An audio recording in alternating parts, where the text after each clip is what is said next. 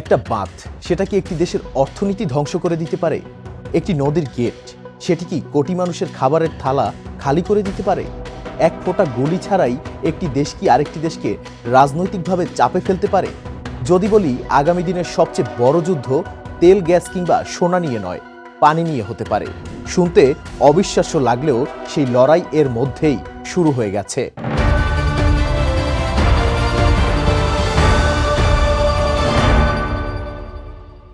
ভারত ও পাকিস্তান সিন্ধু নদ নিয়ে উত্তেজনায় জড়িয়েছে। বাংলাদেশ ও ভারতের মধ্যে তিস্তার পানি বণ্টন এখনও ঝুলে আছে। মিশর ও ইথিওপিয়া নীল নদের পানি নিয়ে বছরের পর বছর কূটনৈতিক লড়াই চালিয়ে যাচ্ছে। চীনের বিশাল বাঁধ নিয়ে উদ্বিগ্ন ভারত, বাংলাদেশ সহ দক্ষিণ ও দক্ষিণ পূর্ব এশিয়ার দেশগুলো। অর্থাৎ পানি এখন শুধু প্রাকৃতিক সম্পদ নয়, ভূরাজনীতির অন্যতম শক্তিশালী হাতিয়ার। ভূরাজনীতির আজকের পর্বে আমরা জানব কিভাবে একটি নদী আজ আন্তর্জাতিক রাজনীতির কেন্দ্রবিন্দু হয়ে ওঠে। সঙ্গে আমি আছি নাদিম মারজান।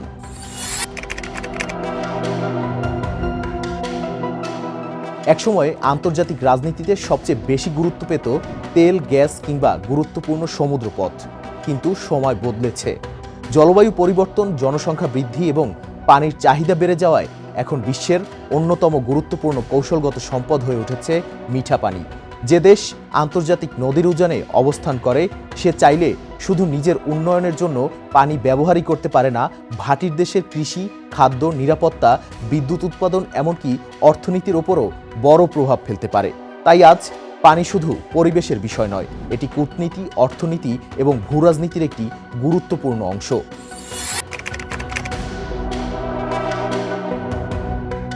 পৃথিবীতে ৩১০টিরও বেশি আন্তর্জাতিক নদী রয়েছে, কিন্তু প্রতিটি নদীর উৎস থাকে কোনো না কোনো একটি দেশের ভেতরে। যে দেশ সেই উজান নিয়ন্ত্রণ করে তার হাতে স্বাভাবিকভাবেই চলে আসে একটি কৌশলগত সুবিধা। আন্তর্জাতিক সম্পর্কের ভাষায় একে বলা হয় হাইড্রোহেজিমনি।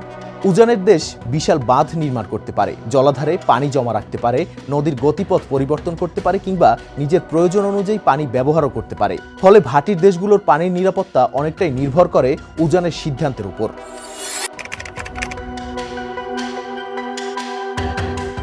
বড় জলাধারে পানি আটকে রাখলে শুষ্ক মৌসুমে ভাটির দেশে পানির প্রবাহ কমে যায়। এতে কৃষি, পানীয় জল ও বিদ্যুৎ উৎপাদন ক্ষতিগ্রস্ত হয়। বাঁধ নদীর সঙ্গে আসা উর্বর পলিও আটকে দেয়।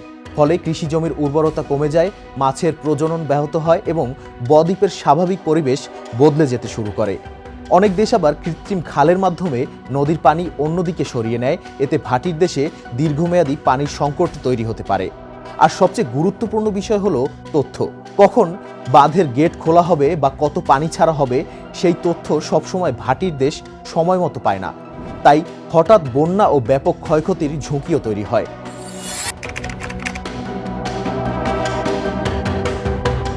সাম্প্রতিক বছরগুলোতে একের পর এক ঘটনা দেখিয়েছে পানি এখন কেবল পরিবেশগত বিষয় নয়, এটি ভূরাজনীতিরও একটি গুরুত্বপূর্ণ অংশ। ভারত ও পাকিস্তান ২০২৫ সালে কাশ্মীরের পেহেলগাম হামলার পর ভারত সিন্ধু পানি চুক্তি স্থগিত রাখার ঘোষণা দেয়। এতে দুই দেশের মধ্যে নতুন করে উত্তেজনা এবং পানি যে কূটনৈতিক চাপের হাতিয়ার হতে পারে তা আবারও সামনে আসে। বাংলাদেশ ও ভারত তিস্তা পানির বণ্টন চুক্তি এখনও চূড়ান্ত হয়নি। অন্যদিকে ফারাক্কা ব্যারেজ নিয়ে দীর্ঘদিন ধরেই আলোচনা চলছে। শুষ্ক মৌসুমে বাংলাদেশের উত্তরাঞ্চল ও দক্ষিণ পশ্চিমাঞ্চলে এর প্রভাব নিয়ে উদ্বেগও রয়েছে। মিশর ও ইথিওপিয়া ব্লু নাইলের উপর নির্মিত গ্র্যান্ড ইথিওপিয়ান রেনেসা ড্যাম বা জার্ট নিয়ে দুই দেশের বিরোধ এক দশকেরও বেশি সময় ধরে চলছে। ইথিওপিয়া এটিকে উন্নয়নের প্রতীক বললেও মিশর মনে করে এটি তাদের পানির নিরাপত্তার জন্য বড় হুমকি।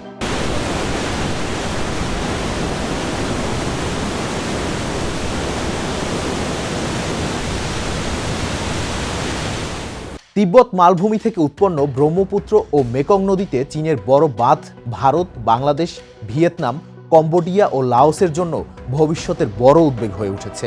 তুরস্ক, সিরিয়া ও ইরাক টাইগ্রিস ও ইউফ্রেটিস নদীতে তুরস্কের বাঁধ প্রকল্পের কারণে নিচের দেশগুলোতে পানির প্রবাহ কমেছে, যার প্রভাব পড়েছে কৃষি ও খাদ্য নিরাপত্তায়। রাশিয়া ও ইউক্রেন ২০২৩ সালে কাখোভকা বাঁধ ধ্বংসের ঘটনা দেখিয়েছে আধুনিক যুদ্ধে পানি অবকাঠামো কৌশলগত লক্ষ্যবস্তু হতে পারে।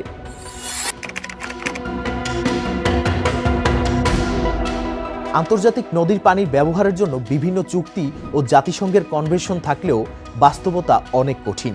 কারণ অনেক শক্তিশালী উজানের দেশ এসব আন্তর্জাতিক কাঠামোর বাধ্যবাধকতার বাইরে রয়েছে।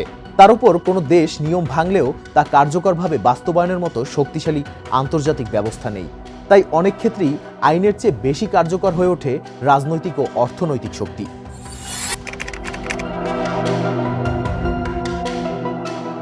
বাংলাদেশ বিশ্বের অন্যতম বৃহৎ ভাটির দেশ। দেশের ৫৪টি অভিন্ন নদীর বেশিরভাগের উৎস দেশের বাইরে, অর্থাৎ উজানে নেওয়া যে কোনো সিদ্ধান্তের প্রভাব সরাসরি পড়ে বাংলাদেশের কৃষি, নদীর নাব্যতা, খাদ্য নিরাপত্তা, লবণাক্ততা এবং পরিবেশের উপর। জলবায়ু পরিবর্তনের এই সময়ে বিষয়টি আরও গুরুত্বপূর্ণ হয়ে উঠেছে, কারণ পানির সংকট শুধু পরিবেশগত সমস্যা নয়, এটি ভবিষ্যতে অর্থনীতি, অভ্যন্তরীণ স্থিতিশীলতা এবং জাতীয় নিরাপত্তার জন্য বড় চ্যালেঞ্জ হয়ে উঠতে পারে। একসময় বলা হতো বিশ্ব রাজনীতির নিয়ন্ত্রণ তেলের হাতে। আজ সেই সমীকরণ বদলাচ্ছে।